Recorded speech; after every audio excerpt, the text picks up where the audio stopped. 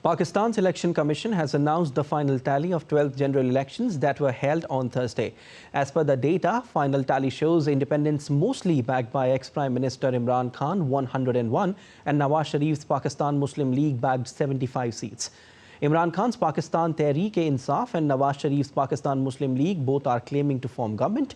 Pakistan Tehreek-e-Insaf chairman Gohar Ali Khan on Saturday claimed that the president would invite his party to form the government as they had gotten a majority in the National Assembly. While Nawaz Sharif's Pakistan Muslim League and Bilawal Bhutto Zardari's Pakistan People's Party have agreed to form a coalition government in the centre and the state of Punjab. Pakistan President Arif Alvi said that if electronic voting machines had been in use during the general elections on February 8, the election results would not be delayed. He said that Election Commission's new election management system failed and added that the totals of every candidate would have been available and printed within 5 minutes of the closing of the poll if the machines were used. However, Election Commission of Pakistan has issued orders to hold re-elections at various polling places nationwide following the verification of complaints regarding the snatching and demanding and damaging of voting materials. Myanmar's junta declared mandatory military service for all young men and women in the country on Saturday. And according to an official statement, all men aged 18 to 35 and women aged 18 to 27 must serve for up to 2 years, while specialists like doctors aged up to 45 must serve for 3 years. The service can be extended to a total of 5 years in the ongoing state of emergency. The Southeast Asian nation has been in turmoil since the military seized power from an elected government in 2021 coup. The decision comes at a time when Myanmar junta struggles to contain armed rebel forces fighting for greater autonomy in various parts of the country. Well, amid deteriorating security situation in Myanmar, India on Thursday suspended the free movement regime along the Myanmar border with immediate effect.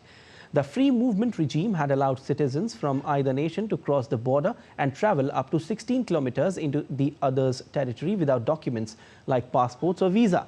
In January this year, India's Home Minister Amit Shah had said that the government will secure the India-Myanmar border with barbed fencing. India's Ministry of External Affairs has advised its citizens in Myanmar's Rakhine state to leave immediately. Israeli forces have discovered a tunnel network hundreds of meters long and running partly under United Nations Relief and Works Agency's Gaza headquarters.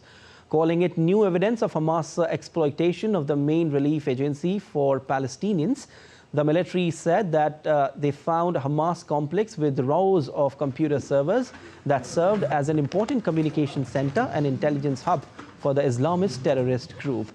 It added that the compound appears to have run on electricity drawn from the UN's power supply. Israel thus says the agency is perforated by Hamas and must be replaced. And updates related to Russia-Ukraine conflict now. Ukrainian President Volodymyr Zelensky announced 5 senior military appointments on Saturday, filling out a rebooted team after he named Colonel General Alexander Syrsky this week as the new armed forces chief. In his nightly video address, Zelensky said that he spent the day meeting his military leadership and government and that experienced combat commanders of this war would be taking on new duties. Zelensky said he had also approved nominations of 3 brigadier generals as deputies of the General Staff of the Armed Forces of Ukraine. In Ukraine, several regions came under drone threat attack, but country's air defense systems were repelling the Russian air attack on Kiev.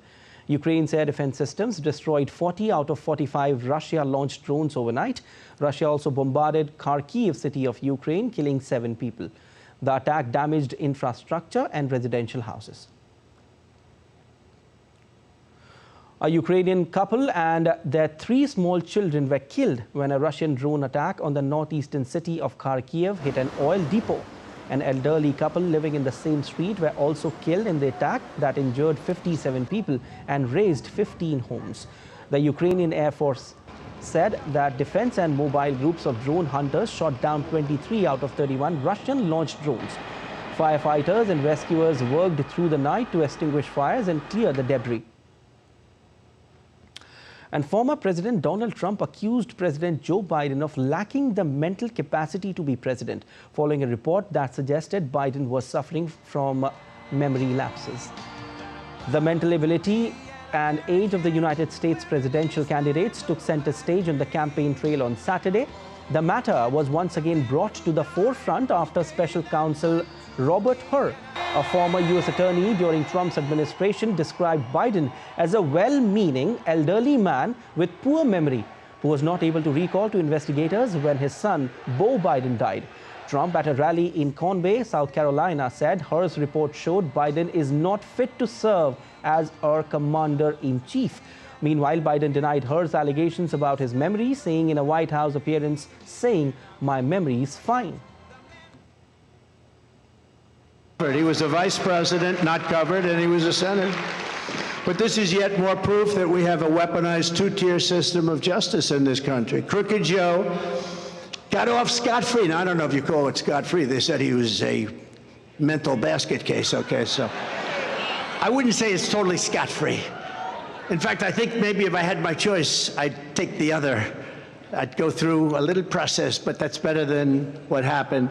But they said he was a disaster mentally, and he willfully stole gigantic numbers of classified documents, willful. But because of his condition mentally, is this guy going to make it to the starting gate, seriously? Taiwan's defense ministry has detected 8 Chinese balloons crossing the Taiwan Strait in the last 24 hours. According to a statement on Sunday, 5 of the balloons flew across Taiwan. This is the second day in a row that a large number of balloons has been reported. Taiwan has raised alarm about the balloons since December last year, calling them a threat to aviation safety and attempt at psychological warfare.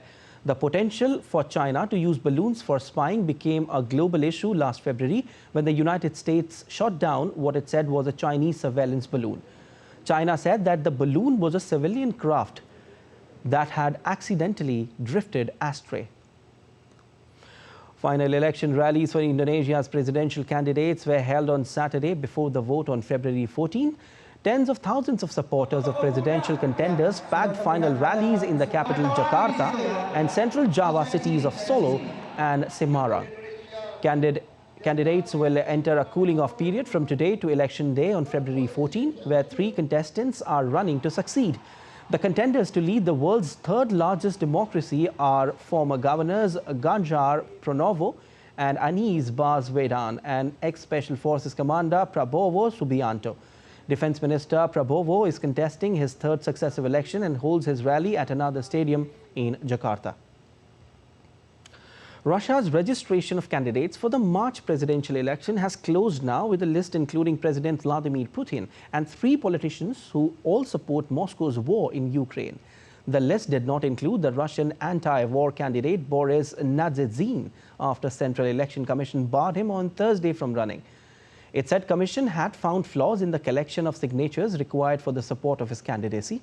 The CEC registered Vladislav Davankov, deputy chair of the Russian Duma and a member of the New People Caucus. Leonid Slutsky, the leader of the Kremlin-loyal ultra-nationalist Liberal Democratic Party, and the Communist Party nominee Nikolai Kartonov. Putin, who has chosen to run as an independent rather than as the candidate of the ruling United Russia Party, and who has been Russia's paramount leader since 2000 and controls all the state's levers, is expected to easily win next month's vote. And Hungarian president resigned on Saturday after coming under mounting pressure over her decision to pardon a man convicted for helping to cover up sexual abuses in a children's home. Novak pardoned some 24 people in April 2023, among them the deputy director of the children's home, who helped the institution's former director hide his crimes. This week, Hungarian opposition parties had demanded Novak's resignation over the case, and 1,000 demonstrators rallied at Novak's office calling for her to quit. In a bid to contain the political damage, Prime Minister Viktor Orban submitted a constitutional amendment to Parliament late on Thursday, depriving the president of the right to pardon crimes committed against children. The second round of the Finnish presidential election is taking place today. Voting is underway to elect the 13th president. Former Prime Minister Alexander Stubb from the ruling centre-right National Coalition Party is facing former Foreign Minister Pekka Haavisto from the Green League Party. Former Prime Minister Alexander Stubb narrowly won the first round of voting in January 28 with a lead of over 8%. Liberal Pekka Haavisto, a Green League member and former United Nations diplomat, has run for president twice before in 2012 and 2018. The results of the second election will be confirmed by February 14. Thousands of people fleeing armed clashes in the east of Democratic Republic of Congo are seeking shelter inside a hospital that is overwhelmed by the number of patients and the displaced. The international medical charity Doctors Without Borders says at least 2,500 people, including children, are staying at the Mwiso hospital in conflict-torn region. DD India correspondent Chris Okraminga has more. Fighting between the M23 rebels and Congolese government forces has intensified in the province of North Kivu since last month. Aid agencies say 150,000 people have been forced to flee their homes. At least 2,500 of them, including children whose parents have been killed, are sheltering in Mweso Hospital. The facility is run by the international medical charity Doctors Without Borders. Authorities there say the hospital is overcrowded with war-wounded patients and people seeking refuge. They are in dire need of food and other basic necessities. The medical charity has urged all parties to the conflict to ensure the safety of patients, medical staff and civilians. The armed conflict in eastern DRC has worsened the humanitarian crisis. On Saturday, protesters in the DRC capital Kinshasa burnt tires near the U.S. embassy and set 2 UN vehicles on fire to denounce the ongoing conflict. They accused the U.S. government and the UN peacekeepers of siding with the M23 rebels who have captured swathes of territory in North Kivu province. The conflict has also raised tensions between the DRC and Rwanda. Both countries accuse each other of supporting rebels seeking to destabilize their governments. Chris Ochamringa in Kinshasa for DD India.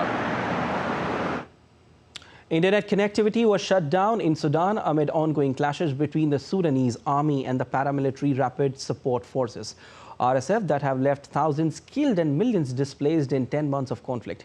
Near total telecoms blackout has limited communication in the country and prevented the Sudanese people from seeking safe zones and accessing main services. Naba Mohideen has more from Port Sudan in Sudan.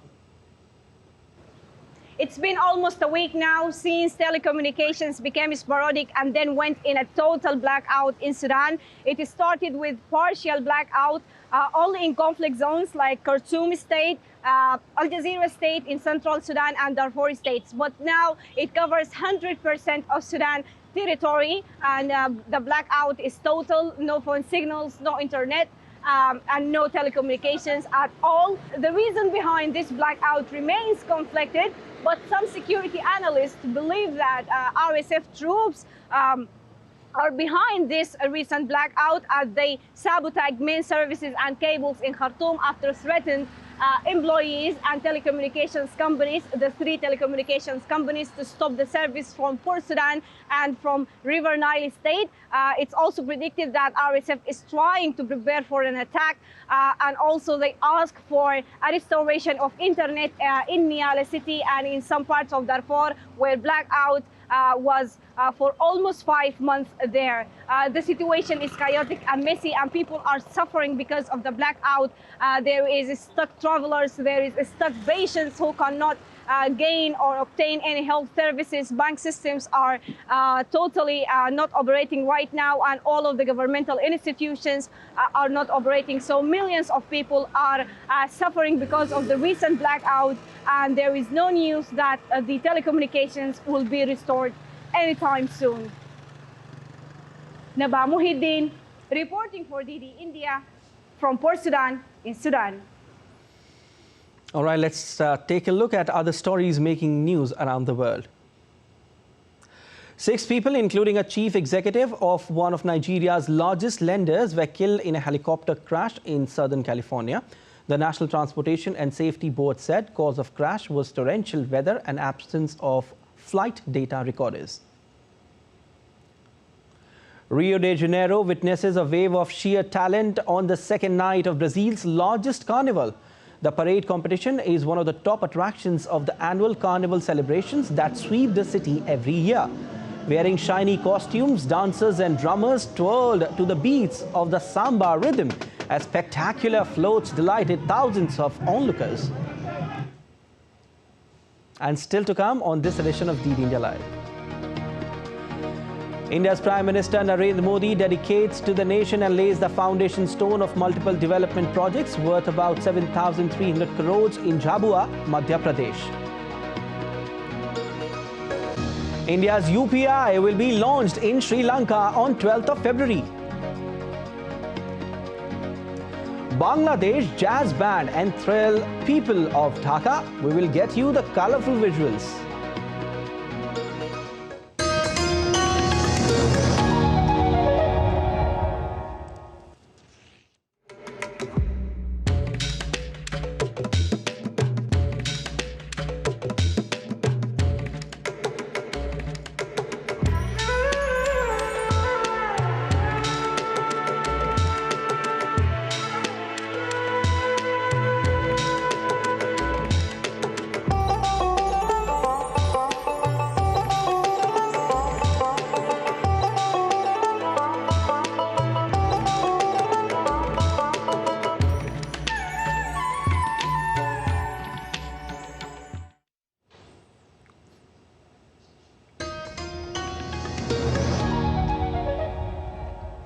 You're watching DD India Live. I'm Siddharth Bharadwaj. The President of India witnessed the changeover of Ceremonial Army Guard Battalion at the Rashtrapati Bhavan in New Delhi today. The ceremony was held at the forecourt of the Rashtrapati Bhavan.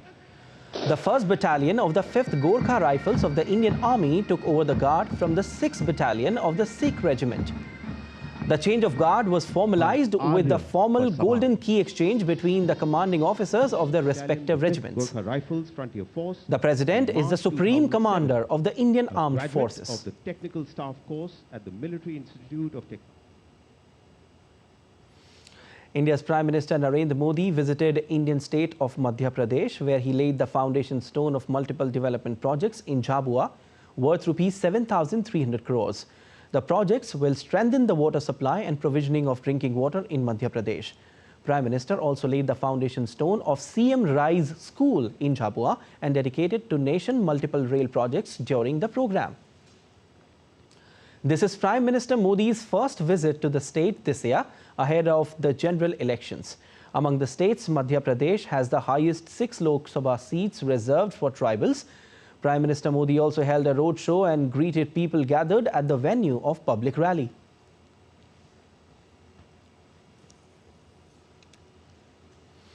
Today's 200th birth anniversary of Swami Dayanand Saraswati Ji, the Indian philosopher, social leader and founder of the Arya Samaj.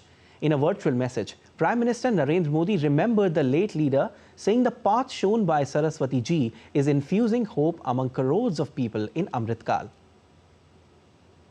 समाज का एक वर्ग भारतीय संस्कृति और आध्यात्म से लगातार दूर जा रहा था।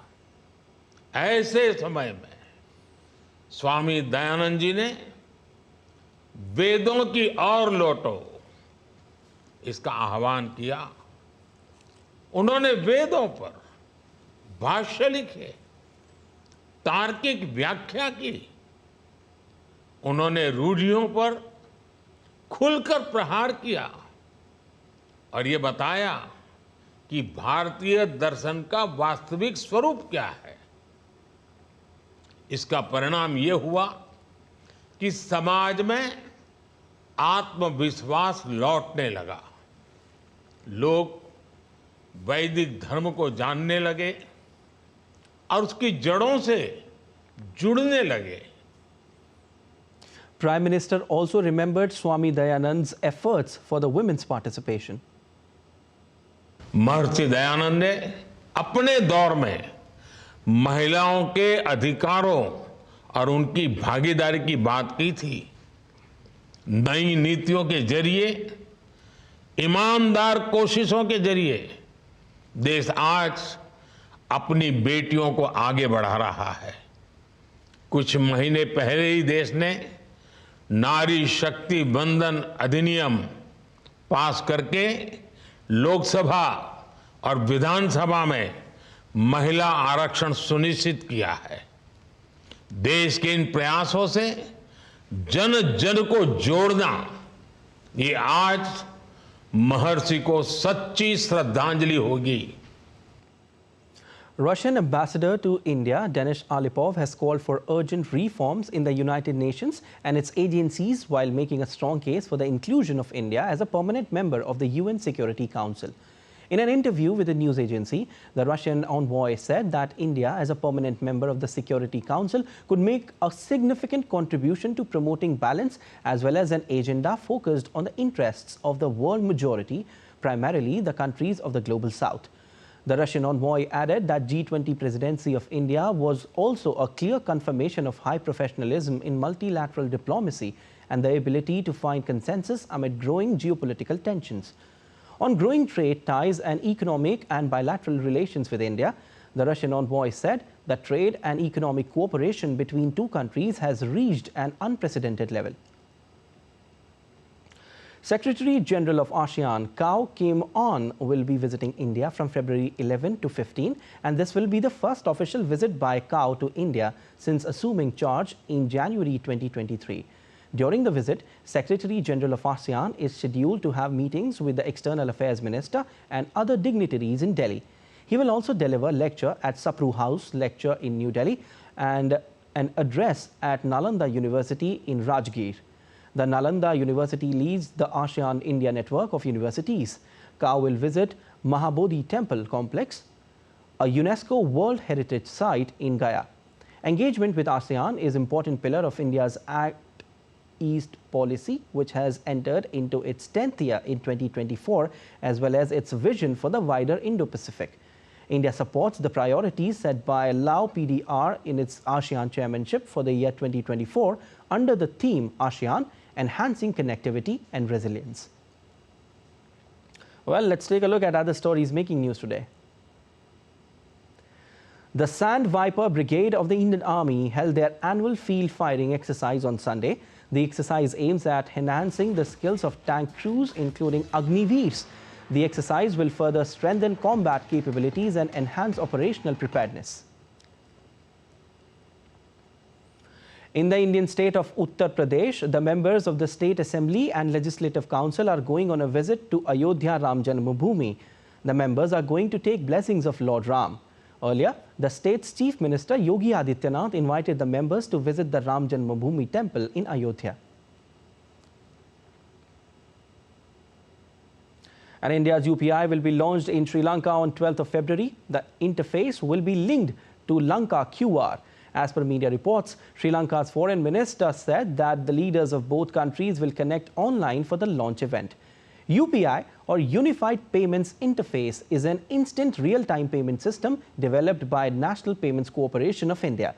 The interface facilitates interbank, peer-to-peer and person-to-merchant transactions. Sports news now. Australia skipper Hugh Webjen won the toss and elected to bat first against India in the Under-19 World Cup final at Willowmore Park in Benoni. Australia started their innings on a poor note as Indian pacer in swinger dismissed Sam Constas for duck. After that, skipper and Harry Dixon played some good shots to put Australian innings back on track. Currently, Australia is batting on 55 for the loss of 1 wicket. India have won their last 6 meetings against Australia at the Under-19 World Cup, including twice at the finals. In football, Nigeria is looking to become a 4-time winner of the Africa Cup of Nations, or AFCON. The Nigerian football team secured a ticket to the final against Ivory Coast after defeating South Africa in the semi-final. From Nigeria, a correspondent reports on the build-up to the big game. Excitement is building in Nigeria. Nigeria Super Eagles will face hosts Ivory Coast in the final match of the Africa Cup of Nations later today. The two teams have already met in the group stages of the competition, where Nigeria finished on top, winning 1-0. Nigeria's head coach Jose Peseiro says the only plan for the game is to win. Nigeria is already a 3-time winner of the Africa Cup of Nations, and a triumph in Sunday's encounter will make it the 4th in 10 years.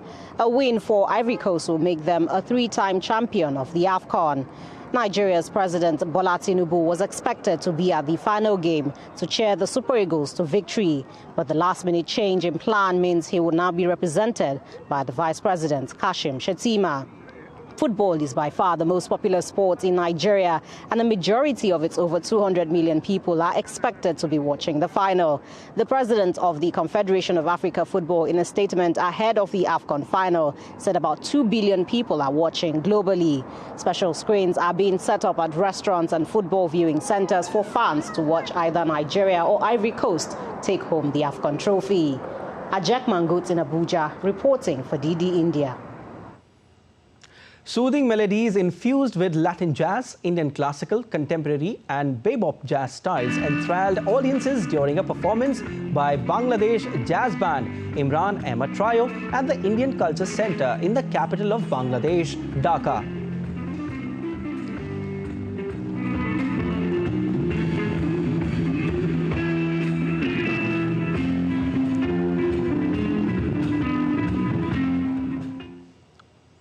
All right, that's all for this edition of DD India Live, but let us know your thoughts on the news of the day. You can connect with us on Facebook, X formerly known as Twitter, and Instagram.